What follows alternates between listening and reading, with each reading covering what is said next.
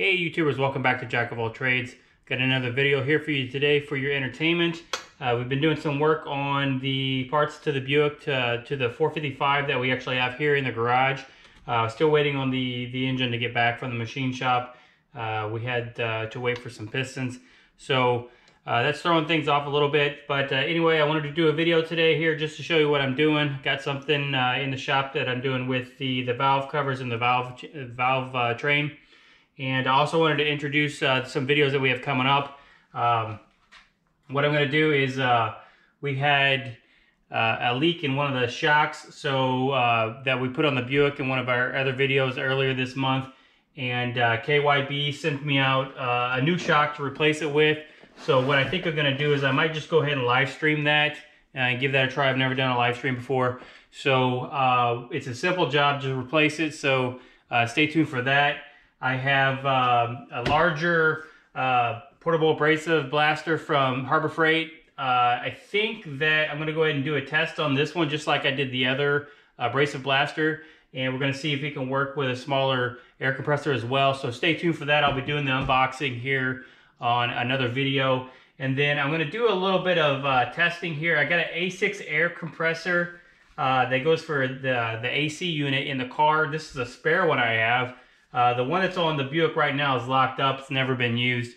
So what I want to do is I've actually heard that you could run these off of air duster, right? So I wanted to do a little experiment to see how that worked out and if it's feasible. This is an R12 unit, and you can convert them over to R134A. This stuff is actually Freon. It's 152A. And it's not harmful to the environment. So I'm going to run an experiment here to see exactly what we have to replace to convert that over and see if it is cold. Supposedly, the big drawback from converting from R12 to R134A, which is the current refrigerant, is that it doesn't get as cold. And supposedly this gets just as cold as the R12. So in another video, I'm actually going to convert this one over and put it on the car and check for leaks and kind of see how it performs and what the drawbacks are to do that type of conversion. It seems like a lot of people are doing it. So I'll give that a whirl. If all else fails, it can always go back to 134A, or I can convert it to 134A. So anyway, that's what we have coming up, and let's go ahead and get into this video now. All right, just a little show off here. These are the valve covers my son and I just painted here recently. Aren't they beautiful? This is Buick red. And anyway, so we painted these, and we'll be excited to put them on the new engine. Now for you Buick purists that are out there, you're gonna know probably right away that these are for the 75 and the 76 engines. They're usually painted blue. But this is what we have for now, and we'll probably upgrade later on down the road and into the actual year specific for the Buick, which would probably be either at least a 72, but just so it looks year specific and correct. But anyway, let's go ahead and get into this. All right, so here's our rocker shafts and our rocker arms and our nylon buttons. So this video is going to be about the nylon buttons. I replaced all of these buttons a couple months ago, and they were actually, I believe what I got was, they were sealed power. I got them from Advanced Auto Parts. They didn't do too well. So I guess maybe I was cheaping out. I don't know. The ones at TA Performance, which they specifically make parts for Buick, they weren't much more. But I was able to get these quick, so I thought I would throw them in there. I didn't think it'd be a big deal. But what I noticed is they were not very secure. And actually, the shaft actually shaved off all the ridges on them, right? So they didn't even stick down in there too well. And then you had all these plastic shavings floating around in the valve train, which you may even be able to see here and floating around. You know, all of them had the ridges now that have been cut off that are floating around. I didn't like that idea at all. So what I'm going to do here is I'm going to go ahead and cut these out and show you how I did it. And then I'm going to put the new ones in. I'll show you how to do that as well. And it should be just an interesting little video in case you're looking to do this yourself. I know some Chevys have these nylon buttons for the rockers, and then some Dodges do it as well, I believe, and most of the Buicks, as far as the V8s and some of the turbos, I believe all the turbo ones from the 80s actually have them as well. But the manual has you using a chisel like this. You could use a wooden chisel that's going to be a lot sharper, but you're probably not going to have much use of the wood chisel afterwards. It's probably going to need to be sharpened. So I use a wood chisel on the middle ones. And you actually can use a long flathead to go directly into the shaft to knock them out there. So I'll do that for the ones I can reach. The further three on the outside, and then the two middle ones I'll chip out. And then once I get everything out, well, I'll stamp them back in with just a half-inch impact grade extension. This one's 5 inches long, and a good size hammer, and that should do wonders. Something I didn't have last time that I think will help me this time is I'm going to get some blocks to hold these on. So we're going to go ahead and cut those up now on the drill press. All right, so I just I got some wood blocks and I cut little channels through it with 7/8 Forstner bit. And so what I'm going to do here is I'm going to do the first couple in real time so you can see it, and then I'm going to go ahead and fast forward it through the rest so you don't have to watch every single one. I've got all my new nylon buttons sitting in some water that I boiled so that they can loosen up, soften up a little bit. I think that might work, just wild guess. So let's give this first one a go here. I got it positioned here so that it can't move, and I'm just going to go here from the top. And let's make sure you can see that.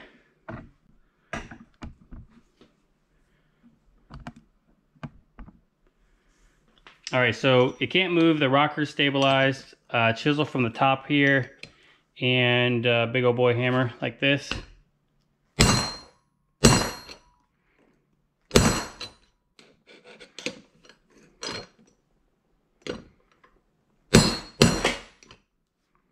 Alrighty. That actually just popped right out. So this was kind of the reason that I wanted to get rid of these, because they weren't the right size. And as you can see, all the ridges are cut off of them from when it went in. I don't think that was supposed to happen. They should have been intact a little better. All right, so that's the first method with the chisel on the outside. And now let's see here. Get you zoomed out. All right, now for the other method. We'll see how good this works since these are new buttons. They're not real weak like the old ones were, like the original factory ones. Okay.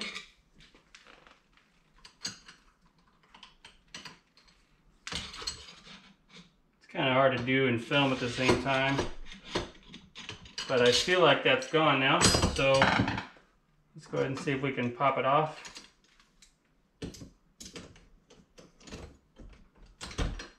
All right, so there we have it. It just chips the end off. The screwdriver works pretty good. All right, so we're gonna go ahead and do the rest of those. I actually like the screwdriver method, so we'll knock those out here real quick and I'll be right back. All right, I just wanted to show you here on the ground. I can get a little more leverage into it, but on the ground, so I'll just show you down here. So using this screwdriver to the tip, you can take down the first three, okay, and then on either side, the first three, and then you're stuck with just these middle two if you have a V8. I want to show you that popping the caps off, depending on their condition, could probably maybe put you in a worse situation. So when you do this, you want to angle the chisel down as well as you can, not straight into the shaft because you don't want to mess it up, but angle it down the best you can. Okay, and then that'll give you this right here where you can just pull this out with a pair of pliers. Now, if you don't angle down far enough, you're just going to shave it off, and then you're not going to have anything to lift on. So I got to try to get this one out now with what little is there.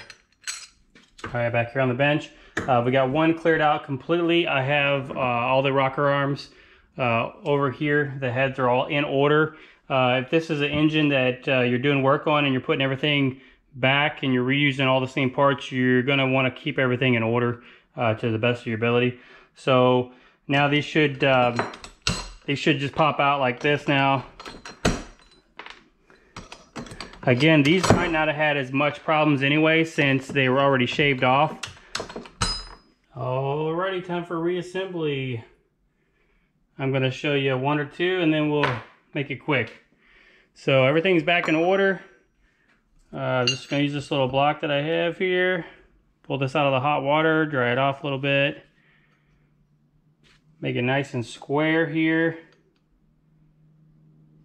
Okay. Impact punch. Line it up perfectly. It fits really well into there. And should just take one smart smack in there to get it in. Here we go. All right, let's see what else we can do here.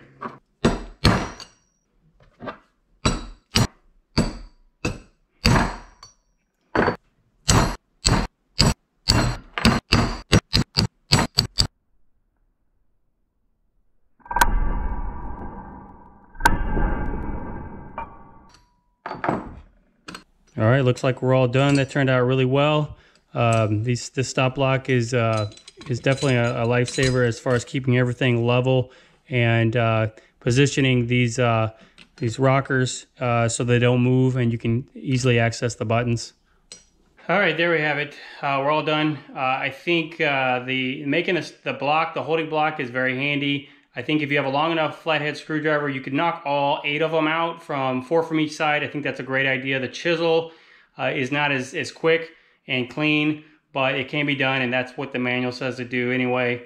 But anyway, I hope you enjoy this little tutorial. If you are doing this for another make of car that I haven't mentioned, Chevy, Dodge, Buick, go ahead and put it in the comment section. I'll be curious to see what else has these nylon buttons. But anyway, stay tuned for the videos that are going to come up here in the next few weeks. I think they'll be good ones. But hit the like and subscribe button if you want to stay tuned and get updates. So take care and goodbye.